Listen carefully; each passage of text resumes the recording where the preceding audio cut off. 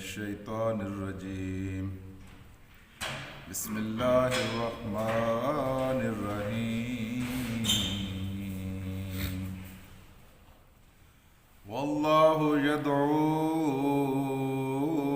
إلى دار السلام. والله يدعو إلى دار السلام ويهدي من يشاء إلى صراط مستقيم. صدق الله العلي العظيم. فقہ گرامی، اپنی پالیسیوں کی وجہ سے اس وقت جو حکومت قائم ہے اور اس کا جو سربراہ ہے، مہنگائی کی وجہ سے، دوسری پالیسیوں کی وجہ سے اس سے سخت نفرت کی جا رہی ہے. لیکن اس کے باوجود اگر وہ کسی شخص کو بلائے، وقت کا سربراہ کسی شخص کو بلائے اور بلانے کے لیے وہ فون کرے، پھر وہ خط بھیج دے، آرڈر بھیج دے، پھر وہ اپنے سب سے زیادہ قریبی کارندے کو بھیجے آپ کے پاس کہ آپ آ جائیں اور میں آپ کو اسلام آباد میں بنی گالہ کے قریب ایک بہت بڑا مکان دینے والا ہوں. اب انسان اس کی دعوت پر نہ جائے تو اسے کیا کہا جائے گا؟ یہی کہا جائے گا کہ اس کی عقل کام نہیں کر رہی، اس کا دماغ ٹھیک کام نہیں کر رہا. اب دینے پہ ایک آدمی صاحب اقتدار ہے، دینا چاہتا ہے، اس نے خود بلایا ہے تو کیوں نہیں جاتا؟ میرے دوستو، یہ دنیا کے بادشاہ کیا بادشاہ ہیں؟ حقیقی بادشاہ تو اللہ ہے. یہ دنیا کے بادشاہ کیا بادشاہ ہیں؟ حقیقی بادشاہ کون ہے؟ اللہ ہے. یہ کیا دیں گے؟ دینے والا تو میرا اللہ ہے جی. اور یہ بنی گالہ کیا ہوا یا یہ بادشاہوں کے گھر کیا ہوئے؟ اللہ تعالیٰ کا اصل تبارک اللہ تعالیٰ کا بنایا ہوا گھر جنت جو ہے وہ سب سے اچھی جگہ ہے. تو آج کی آیت میں اللہ پاک نے یہ مثال دے کر میں نے آپ کو سمجھایا تھا کہ آپ کو بات سمجھ میں آ جائے.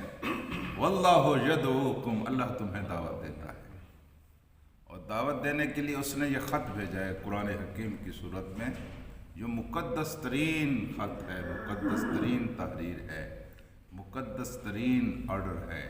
یہ اللہ پاک نے آپ کی طرف بھیجا ہے، اور اس کے ساتھ اس نے اپنے سب سے زیادہ محبوب ترین، سب سے زیادہ عزیز اور سب سے زیادہ بلند مرتبہ قاصد ہیں جی، اپنا رسول محمد رسول اللہ بھیجا ہے.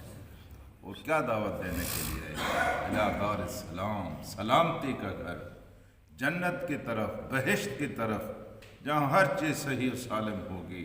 یہ اللہ تبارک و تعالی نے آپ کو دعوت دے دی. واللہ، اور اللہ، یدعو، دعوت دیتا ہے، کم، تمہیں، الی دار السلام، سلامتی کے گھر. بہشت آجا کہ آزارے نہ باشد، کسے رابا کسے کارے نہ باشد. بہشت وہ جگہ ہے جہاں کوئی آزار نہیں ہے، یہاں کوئی مسئلہ ہی نہیں، کوئی مسئلہ نہیں. کھانے کا، پینے کا، ہر انسان اپنی بادشاہی کا خود بادشاہ ہوتا، کسی کا محتاج نہیں ہو. اور یشتہی ما انفس، جو کچھ تمہارا جی چاہے گا وہ تمہارے سامنے پیش کر دیا جائے گا. ما تشتہی الانفس، جو کچھ تمہارے نفس چاہیں گے وہ تمہیں دے دیا جائے گا. تو اس دار السلام کی طرف، اس دار السلام کی طرف بلانے کا ایک مطلب یہ بھی ہے کہ زندگی کے اس طریقے کی طرف بلاتا ہے جو تمہیں جنت کی طرف لے جاتا ہے. وہ طریقہ کیا ہے؟ وہ طریقہ یہ قرآن حکیم، وہ طریقہ دین اسلام. اس دین اسلام کے راستے پر چلو، یہ تمہیں سیدھا کہاں لے جائے گا؟ جنت کی طرف لے جائے گا. جن چیزوں سے یہ روکتا ہے رک جاؤ، جن چیزوں کے کرنے کا یہ حکم دیتا ہے اس کو کر ڈالو. پھر کہاں چلے جاؤ گے؟ سیدھا دار السلام چلے جاؤ گے، سلامتی کے گھر کی طرف چلے جاؤ گے. اللہ تو یدعو الی دار السلام.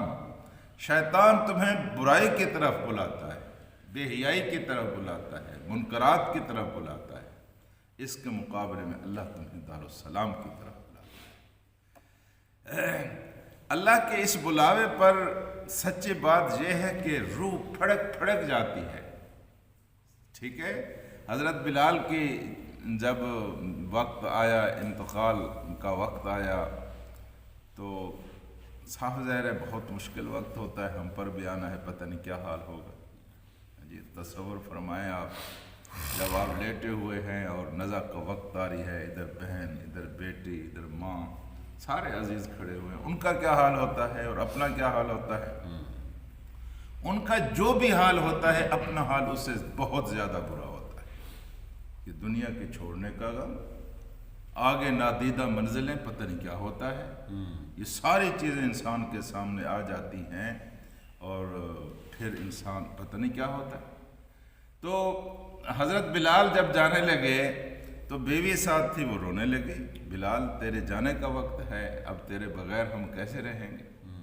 تو حضرت بلال تھوڑی سی ہوش میں آئے تو دیکھا بیوی کی طرف، نیک بخت کیوں روتی ہے تو، ہاں جی، ابھی میری آنکھیں بند ہوں گی تو آگے میری محمد مصطفیٰ صلی اللہ علیہ وسلم سے ملاقات ہو جائے گی، ہاں جی، تو کیوں روتی ہے، میں تو اپنے محبوب سے بچھڑا ہوا۔ یہ تو موت تو ایک پل ہے محبوب سے ملانے کا، اس سے گزر کر ہی اللہ سے ملاقات ہو سکتی ہے، اس سے گزر کر ہی محمد رسول اللہ اور ان کے اصحاب سے ملاقات ہو سکتی ہے، تو کیوں روتے ہیں۔ تو میرے دوستوں اور ساتھیوں، یہ ہے اللہ سے محبت کہ ہر وقت انسان موت کے لیے تیار ہو۔ آپ کتنے نیک ہیں، خود اپنے آپ سے پوچھ لیجئے۔ مرنے کے لیے جی چاہتا ہے، اللہ سے ملاقات کے لیے جی چاہتا ہے، تیار ہیں آپ؟ اگر میں تیار ہوں تو اس کا مطلب ہے میں نے فل تیاری کی ہوئی۔ اگر ڈر لگتا ہے نہیں تو پھر اس کا مطلب ہے گڑبڑ ہے۔ تو میرے دوستو، جن لوگوں نے محنت کی تھی اور جن لوگوں کو اللہ سے محبت ہو گئی تھی، یہ بات سن لیں آپ کہ سب سے بڑا گناہ غیر اللہ سے محبت ہے۔ اللہ کے علاوہ کسی دوسرے سے محبت سب سے بڑا گناہ ہے۔ یہی گناہ انسان سے سارے کام کراتا ہے کہ جس سے آپ کو محبت ہو جاتی ہے، آپ اس کے لیے رات جاگتے ہیں، سارا دن ان کے لیے محنت کرتے ہیں، ہر وقت ان کا خیال، جدھر دیکھتا ہوں ادھر تو ہی تو ہے، اصحاب پر سوار ہوتی ہے اس کی محبت۔ تو جس کے لیے آپ ساری رات جاگے، وہ نہیں مستحق تھا، اس کا مستحق کون تھا؟ میرا اللہ۔ جس کے لیے آپ اپنا مال خرچ کر رہے ہیں، وہ مستحق نہیں ہے۔ یہ جھوٹی محبت ہے، کوڑی محبت ہے، اس لیے جھوٹی ہے کہ ایک نہ ایک دن اس نے مر بھی جانا ہے، اس دنیا سے گزر بھی جانا ہے۔ اس محبت بھی ختم ہو جائے گی جب مر جائے گا۔ جی، جہاں مال خرچ کر رہے ہیں آپ، وہ مستحق نہیں تھا۔ مال خرچ کرنے کا مستحق کون تھا؟ میرا اللہ۔ وقت وہاں لگانا چاہیے تھا، شوق اس کے دل میں رکھنا چاہیے تھے، اس سے ملاقات کی محبت دل کے اندر جوان ہونی تھی۔ جب اللہ سے ملاقات ہوتی ہے تو ترجیحات بدل جاتی ہیں، الٹ جاتی ہیں، ہاں جی۔ تو اللہ تبارک و تعالیٰ تو آپ سے محبت کرتا ہے، اب آپ کی مرضی ہے آپ اللہ سے محبت کریں یا نہ کریں۔ حالانکہ مقابلہ تو کوئی نہیں ہے، وہ اللہ ہے، ہم بندے ہیں، وہ قادر ہے، وہ دینے والا ہے، ہم مانگنے والے ہیں، محتاج ہیں، کمزور ہیں، وہ پاک ہے، ہم ناپاک ہیں۔ اس کے باوجود وہ محبت کرتا ہے، ہم نخرے دکھاتے ہیں، ہمیں کون عقل مند کہے گا جی۔ تو اللہ واللہ یدعو الی دار السلام، اللہ تو تمہیں سلامتی کے گھر کی طرف بلا رہا ہے، اور پھر وہ کہتا ہے یہدی من یشاء الی صراط مستقیم، وہ جسے چاہتا ہے نا چن لیتا ہے، کس کے لیے؟ الی صراط مستقیم، سیدھے راستے پر چلنے کے لیے۔ سیدھا راستہ کون سا سیدھا راستہ؟ جس کا ایک سرا یہ اسلام کے اوپر عمل ہے اور دوسرا سرا جا کر جنت میں کھلتا ہے، وہ راستہ، وہ تمہیں اس راستے کی طرف بلا لیتا ہے۔ چاہتا کسے؟ آپ کسے چاہتے ہیں؟ سارے آپ کے بیٹے ہیں اور سب کے بارے میں آپ چاہتے ہیں کہ ان کو سعادت ملے، ان کو نیک بختی ملے، وہ اچھے، لیکن جو آپ کا فرما بردار بیٹا ہے، آپ کی پہلی ترجیح وہی ہوتی ہے کہ میری طرف سے کوئی خیر ہے تو اس کو ملے، کیونکہ وہ تو میرا کہا مانتا ہے۔ اللہ بھی اپنے بندوں میں سے اس کو چاہتا ہے جو اس کو چاہتے ہیں۔ جو اس کو نہیں چاہتے پھر اللہ تبارک و تعالیٰ بھی ان کو نہیں چاہتا. بے شک اس کے بندے ہیں، رزق بھی دیتا ہے، روٹی بھی دیتا ہے، پانی بھی دیتا ہے، گھر میں بھی رہنے دیتا ہے، کپڑے بھی دیتا ہے، لیکن پیار اس سے کرتا ہے جو اس سے پیار کرتے ہیں، جو اس کا کام کرتے ہیں، پھر اس سے محبت کرتا ہے اور پھر اس کو ہدایت کے راستے پر چلا بھی دیتا ہے. اس لیے میرے دوستو، زندگی کے جس مقام اور مرحلے پر بھی انسان کھڑا ہے اس کو اپنے رب سے صلح کر لینی چاہیے. جی صلح کر لینی چاہیے. جھگڑا وارہ نہیں کھاتا اللہ سے. اللہ بڑی شے ہے. آپ کا سب کچھ اللہ کے ہاتھ میں ہے. اللہ سے بگاڑ کر نہ رکھیں. اللہ سے بگاڑ کر رکھنے والوں کا آخر میں من کا ٹوٹتا ہے، تباہ ہو جاتے ہیں، برباد ہو جاتے ہیں. اور اللہ سے صلح کا راستہ توبہ کا راستہ ہے. اللہ سے دعا کرتے ہیں کہ اللہ ہمیں توبہ کی توفیق